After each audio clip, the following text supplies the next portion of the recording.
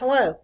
Today we begin a poetry writing assignment that is a major grade for quarter 3. In Schoology, you will find two useful documents. One is a Google Doc that says poetry writing information. The other is a graphic organizer looking similar to this that says poetry writing brainstorming. The poetry writing project is drawing its inspiration from the 4 poems and 1 speech that we've already read in January. These 4 poems and the speech are linked on the poetry information document.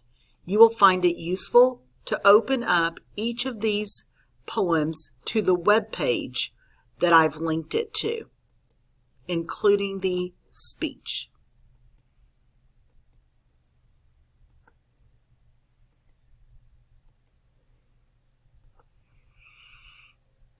Also during January, after reading Langston Hughes' poems, we wrote a poetry response on a Google form about a personal dream that you have that had not yet been realized.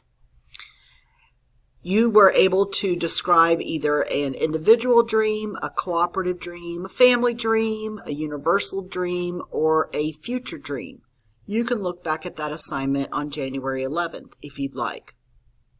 Last week, you completed and turned in a vision board using a favorite line from the I Have a Dream speech by Dr. Martin Luther King, Jr. You can see a copy of that in your tabs above or linked on the poetry writing information.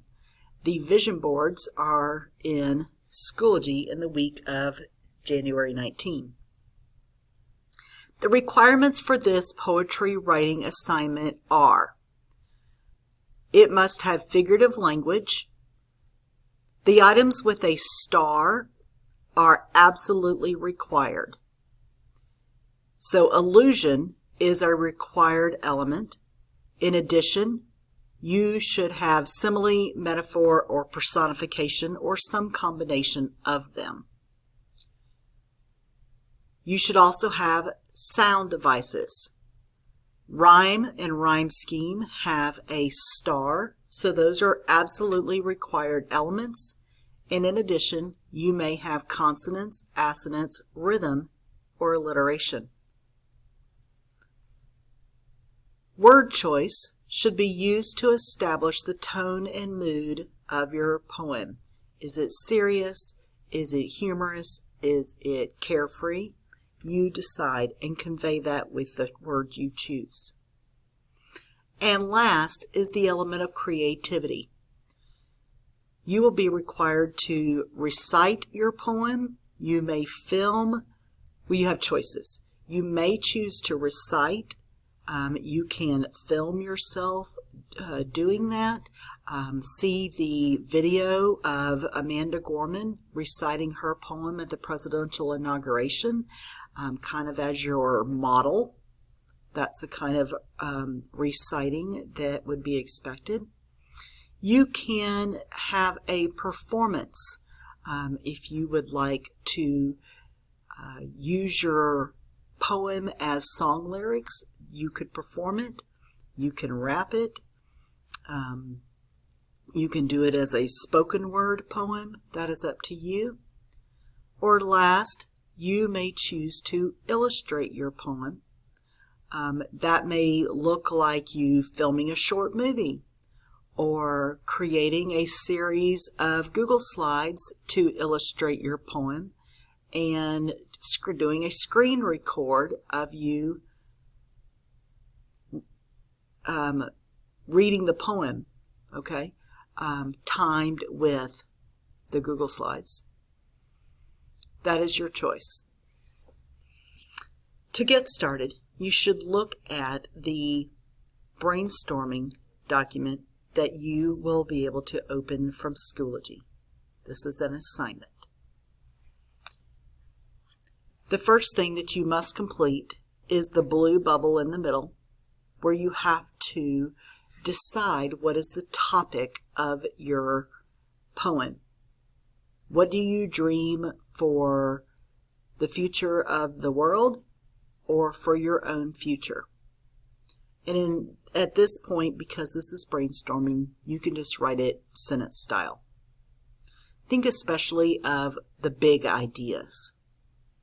If you are dreaming about being in the NFL, the big idea might be success, achievement. It could be strength. If your dream is to save an endangered species, okay, your big ideas are about nature and coexistence, about appreciation. So if you focus on the big ideas, then you can use what you specifically want as an example, okay? So an example of achievement would be being able to play in the NFL. An example of coexisting would be that humans and the honeybees, okay, can live in the same area and not hurt one another. So you have specific examples, and then you have the big ideas. Today we're also going to focus on the allusion that you're being asked to include in your poem. In our case, the allusion will be a line or phrase from one of our inspiration poems that you will then add to your poem. For example, I chose the line, "We ignite not in the light, but in the lack thereof," which comes from one of the Amanda Gorman poems. I believe it's The Hill We Climb. So, as part of my planning, I have put that here beside allusion. Since I know that it's going to be a part of my poem, I can go ahead and decide where in my poem I want it to be. I could choose the first line. I could choose the fourth line. It's my choice where to include that poem or that line from the other poem, because this sort of lacks a certain sense of finality and there's a period at the end. I chose to put it as line 4. Your poem should be between 2 and 5 stanzas. This brainstorming document and drafting document show 4 stanzas. So for now, I've decided that it's going to be line 4 in each of my stanzas. That's not a requirement. It's my choice. Your choice might be only to use it one time, and that's okay. Another thing you can go ahead and require or decide is about your rhyme and rhyme scheme. Okay? Do you want every other line to rhyme? Do you want the first 2 lines of a stanza to rhyme? Think about what that might be like. If I am looking at what I've already decided will be my line 4, I know that my ending rhyme is the word thereof.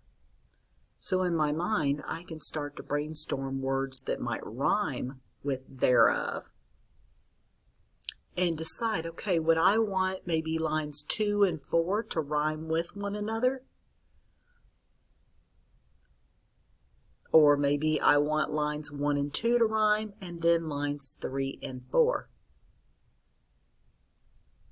That's a decision that you as the writer get to make. If you miss class on Monday, the minimum requirements that you need to go ahead and have ready for the following day are to decide on the dream that you have for the future of the world or for yourself, and have that written in the blue bubble, and to decide on what line will be your allusion. We will be giving full credit to the original poet, so this will not be a case of plagiarism, but rather a case of us being inspired by the words of the other poet just as Dr. King was when he began his speech 50 years ago, which was an allusion to Abraham Lincoln's speech 77 years ago. I hope this is helpful. I'll see you in class tomorrow.